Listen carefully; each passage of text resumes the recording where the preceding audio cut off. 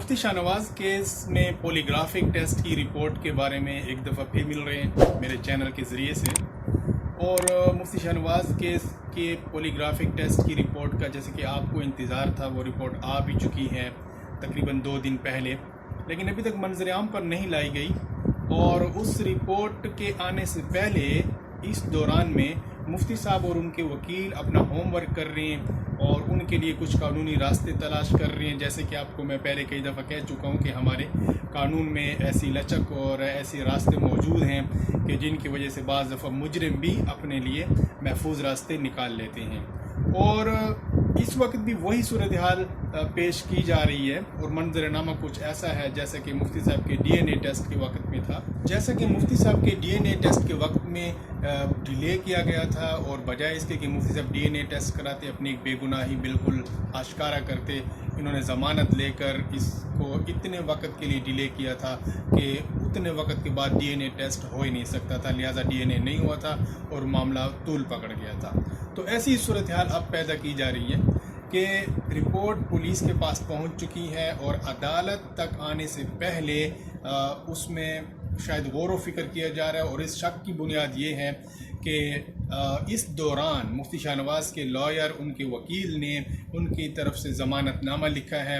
اور ضمانت نامے میں انہوں نے یہ ریکویسٹ کیا ہے کہ مفتی صاحب بے گناہ ہیں اور ان وجوہات کی وجہ سے اور ان وجوہات کی وجہ سے مسکان غلط ہے اور یہ جھوٹا کیس ہے، لہٰذا ان کی ضمانت منظور کی جائے۔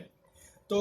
یہ وہ پروسیس ہے جو کہ ہمارے عدالتی نظام کو مشکوک بناتا ہے کہ جو پولیس اور عدالت کے درمیان والے وقت میں ہوتا رہتا ہے۔ اس کے بارے میں کل بھی پاکستان کی اعلیٰ عدلیہ کے اعلیٰ جج نے یہ بیان دیا ہے اور براہ راست پولیس آفیسرز کو یہ بات کی ہے کہ کیا وجہ ہے کہ جب بھی کوئی جرم ہوتا ہے تو اس جرم کے ہمارے پاس پہنچنے کے وقت کے دوران ہی پولیس اس میں اتنی تبدیلی کر دیتی ہے کہ اس جرم کے شواہد مٹا دیتی ہے اور وہ جرم رہتا ہی نہیں ہے، تو اب ہم کیا کریں؟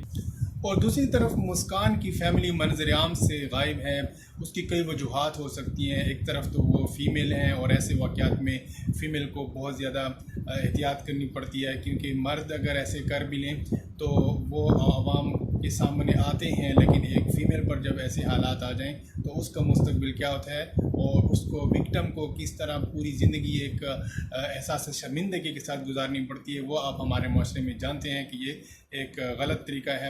اس کی وجہ یہ بھی ہو سکتی ہے، دوسری وجہ یہ بھی ہو سکتی ہے کہ عدالت میں آنے کے درمیان میں ان کو ڈرایا دھمکایا گیا ہو جس کی وجہ سے وہ نہ آئے ہوں، اور ہمارے ہاں یہ بھی بہت زیادہ ہوتا ہے کہ جو ایک فریق کیس کی پیروی کر رہا ہوتا ہے تو اس کو دوسرے مخالفین ڈرا دھمکا کے عدالت میں آنے سے روک دیتے ہیں، اس کو کیس کی پیروی نہیں کرنے دیتے، جس کی وجہ سے یہاں پر ظالم لوگ جیت جاتے ہیں۔ جیسے کہ کل پرسوں مری میں واقعہ ہوا کہ عدالت سے ہی ایک لڑکی کو اٹھا لیا گیا، بڑی عدالت میں لوگوں کے سامنے سے کچھ گنڈے آئے، اٹھا کر گاڑی میں ڈال کر لے گئے، تو اس کو کیس کی پیروی سے یا شہادت سے اس طرح روک دیا گیا۔ پولیگراف ٹیسٹ کے بعد مفتی شاہ نواز کا یہ کہنا تھا کہ میں اب ضمانت نہیں لوں گا اس وقت تک جب تک کہ میری بے گناہی ثابت نہیں ہوتی۔ اگر وہ سچے ہیں تو ان کو ایسے ہی کرنا چاہیے تھا کہ شروع میں بھی وہ کہتے ہیں کہ ڈی این اے ٹیسٹ کے بغیر میں آگے بڑھتا ہی نہیں ہوں، جب ڈی این اے ٹیسٹ کراتے وہ بے گناہ ثابت ہو جاتے، معاملہ وہیں ختم ہو جاتا، لیکن انہوں نے اس وقت بھی ضمانت لے کر اس معاملے کو ڈیلے کر دیا تھا اور ابھی بھی ایسا ہی کیا جا رہا ہے۔ یہ بات مفتی شاہ نواز کیس کو مزید مشکوک بنا رہی ہے۔ بہرحال پولیگراف ٹیسٹ ابھی بالکل واضح نہیں ہوا ہے اور درمیان میں جو کچھ ہو رہا تھا اس بارے میں آگاہ کیا، جیسے ہی انشاءاللہ وہ سامنے آتا ہے اور جو بھی اپڈیٹس ہیں انشاءاللہ وہ آپ کے سامنے آئیں گی۔ آپ سے گزارش ہے کہ ہمارے چینل کو سبسکرائب کریں اور کمنٹ میں کوئی بات ہو تو اچھے انداز میں کریں۔ بہت سے لوگ ہمیں کمنٹ میں انتہائی غلیظ باتیں کر رہے ہیں، یہ ان کی اپنی ترجمانی کر رہے ہیں کہ وہ کس ضمیر اور اخلاق اور خاندان کے مالک ہیں۔ اور جب مفتی شاہ نواز کیس میں مجھے جتنے بھی لوگ غلط قسم کے کمنٹ اور دھمکیاں دے رہی ہیں ان سے میں ایک بات کروں گا کہ آپ ان سوالات کا جواب کیوں نہیں دیتے کہ مفتی اپنی طالبات سے پردہ کیوں نہیں کرتا تھا؟